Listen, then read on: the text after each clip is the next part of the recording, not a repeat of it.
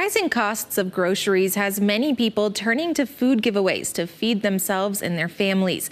KELOLAND's Renee Ortiz spoke with 2 food assistance organizations in Sioux Falls to see how the demand has been and the issues they've been having due to weather.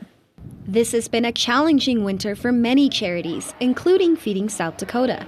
In addition to higher food prices, heavy snow and closed interstates have slowed down efforts to get food to families who need it. Our supply chain has been disrupted, as you would expect with the weather that impacted our mobile distributions. It also impacted our supply chain. So it's been harder to get food in the months of December and January.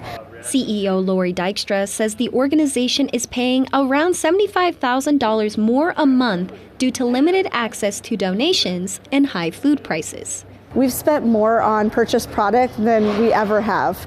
Our donated product is down, so it's causing a need for us to purchase more food for our mobile distributions and our backpack program. On average, Feeding South Dakota now serves more than 1,200 families each month. That's a 28% increase from a year ago. There's so many people that need help out there. That's why Barb Ness volunteers with Feeding South Dakota as often as she can. I just feel good about doing it. It's a real worthwhile organization, and I want to continue to do it as long as I can. Here at the Faith Temple Food Giveaway, Pastor Jeff Hayes says that the rising cost of inflation as well as the recent cold weather has also caused them to see more people in line to get their food boxes. When you look at the cars out in the parking lot, they circle around the whole parking lot at the fairgrounds and sometimes out on Madison.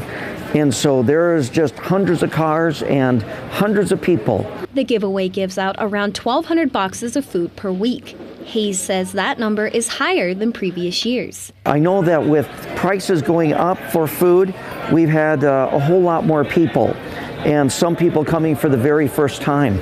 Hayes says the Faith Temple Food Giveaway hasn't had problems getting food, but says the cost of food has continued to rise. In the store, meat and milk and eggs and pretty much anything and everything costs more. And we've been able to, obtain a lot of those products. Sarah Skyberg has been volunteering on Fridays since June. She says all the volunteers have made the giveaways possible with the recent snow. It's just a big, helpful community to really bring people, and with all the wonderful volunteers that help every week, it just makes it so much easier, and it's always great to see the smiles on people's faces every time they receive a box. No matter what the rest of the winter brings, both groups will continue their work, making sure every family has access to food. With Eye on KELOLAND, I'm Renee Ortiz. If you're interested in donating or volunteering, we have links for those and the dates for the giveaways with this story online on KELOLAND.com.